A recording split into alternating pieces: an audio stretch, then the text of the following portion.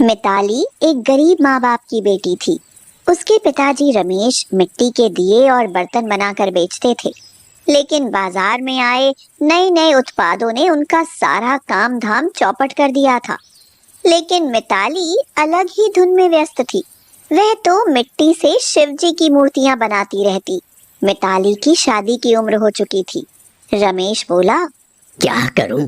पहले ही सिर पर इतना कर्जा चढ़ा है। ऐसे में मिताली की शादी के बारे में कैसे सोचूं?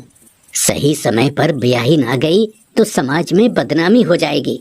मिताली की माँ बबीता ने कहा, ऐसे कौन फकीर तुम्हारी बेटी का हाथ पकड़ कर ले जाएगा? शादी तो करनी ही पड़ेगी।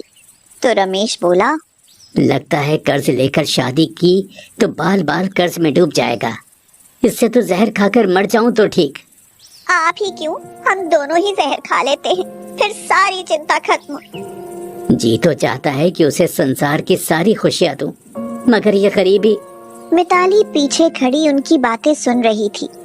वह रोती हुई शिवजी के सामने हाथ जोड़कर बोली, हे भोलेनाथ, बचपन से तुम्हारी आराधना की है, लेकिन कभी कुछ नहीं मांगा। मगर आज अपने माँ बाप की हालत मुझसे देखी नहीं जाती। अगर मेरे न रहने से उनकी चिंता खत्म होती है, तो मैं आज ही अपना जीवन समाप्त कर लेती हूँ। ये कहकर मिताली नदी की तरफ दौड़ी। पार्वती माँ बोली, हे नाथ, ये क्या अनर्थ होने जा रहा है? तुम्हारी भक्त नदी में कूदकर जान देने जा रही है। शिवजी ने कहा, ऐसा कैसे हो सकता है प्रिय? जो भी होगा उसके अच्छे के लिए होगा। मिताली नदी में कूदने ही वाली थी कि चेतन ने उसे पकड़कर पीछे खींच लिया और बोला, अरे तुम ये क्या करने जा रही थी? अगर 1 मिनट की भी देर हो जाती तो तुम जिंदा नहीं बचती। मैं नहीं जीना चाहती। मेरी वजह से मेरे माँ बाप आत्महत्या करने की सोचे। इससे पहले मैं ही खुद को खत्म कर लूं।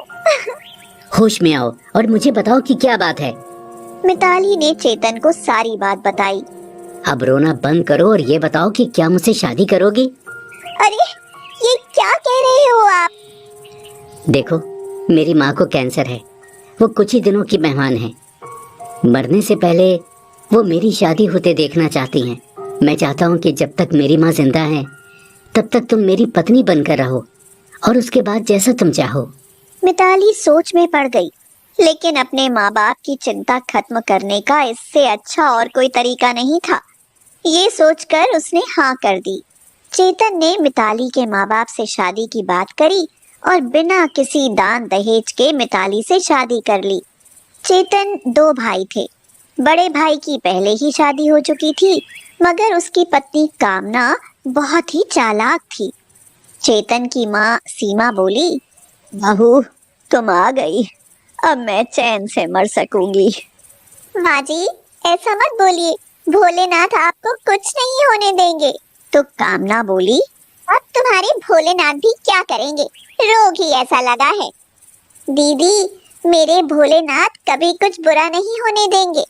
मैं आज ही माँ जी के नाम से घर में शिवलिंग की स्थापना करूंगी और शिवरात्रि का व्रत रखूंगी। मुझे विश्वास है कि माँ जी जल्दी ठीक हो जाएंगी। कामना मिताली के पागलपन को देखकर हंस रही थी। वह जानती थी कि उसकी सास अब कुछ ही दिनों की मेहमान है। मिताली दिन रात अपनी सास की सेवा में लगी रहती, जिसके कारण उनका स्वास्थ्य सुधरने लगा। कामना को डर लगने लगा कि कहीं मिताली की सेवा से खुश होकर माँ जी सब कुछ इन लोगों के नाम ही ना कर दें।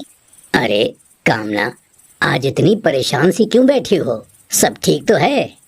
क्या बताऊं, चेतन तो छोटे से थे जब से आपने पिताजी का बिजनेस संभाला है। दिन रात मेहनत करते हो, लेकिन ये लोग खुला खर्च करते हैं। और मिताली, मायके से 2 जोड़ी कपड़े भी मयस्सर नहीं, और यहाँ रोज बाने बदलती है।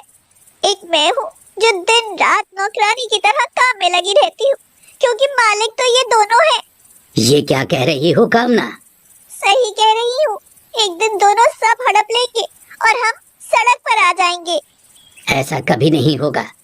इससे पहले कि ये लोग कुछ करें, मैं सारी प्रॉपर्टी और बिजनेस अपने नाम करा लेता हूँ। और एक दिन धोखे से कामना और राजन ने सीमा से कागजात पर साइन करा लिए।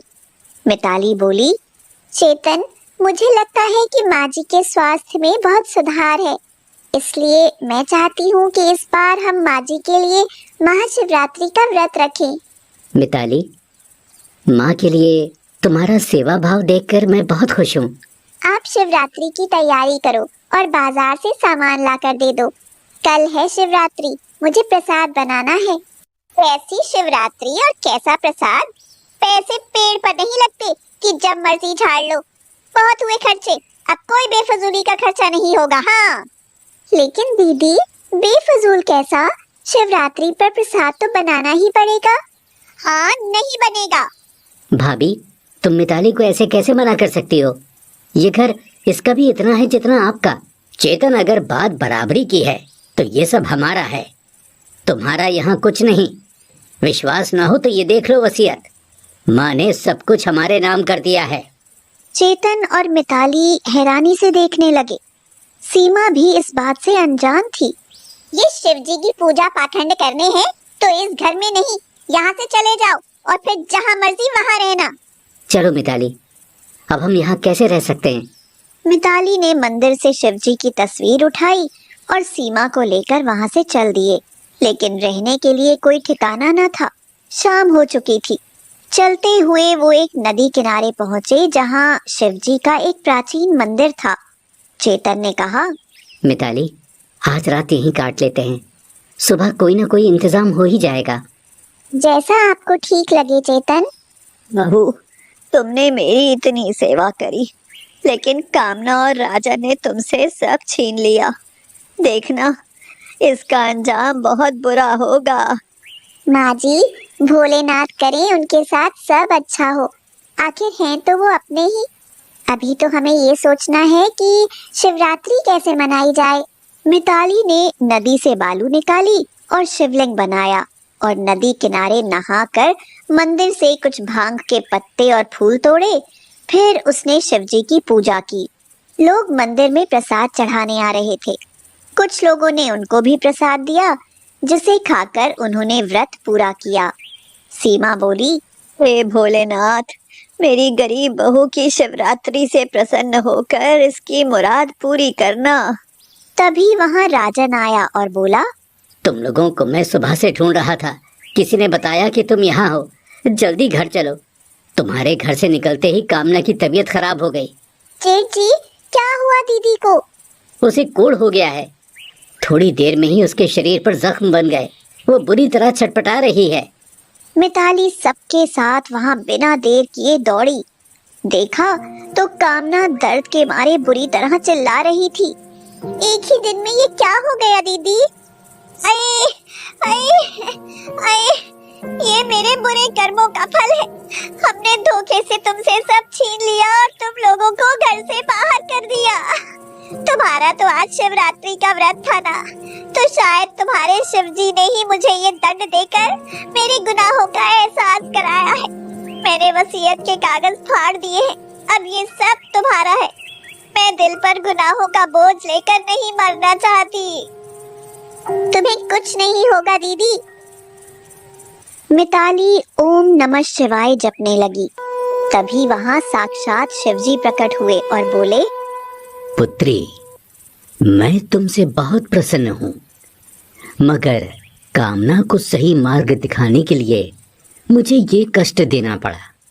तुमने गरीबी में भी शिवरात्रि का व्रत खंडित नहीं किया, इसलिए मैं तुम्हें वरदान देता हूँ कि तुम्हारे पास धन की कभी कोई कमी नहीं होगी।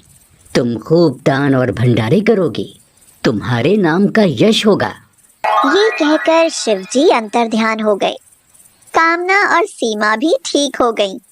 सीमा ने कहा, देखा बड़ी बहू, मेरी गरीब बहू की शिवरात्रि ने हमें एक नया जीवन दिया है। हाँ माँ, तुम्हारी बहू शिवजी की सच्ची भक्त है।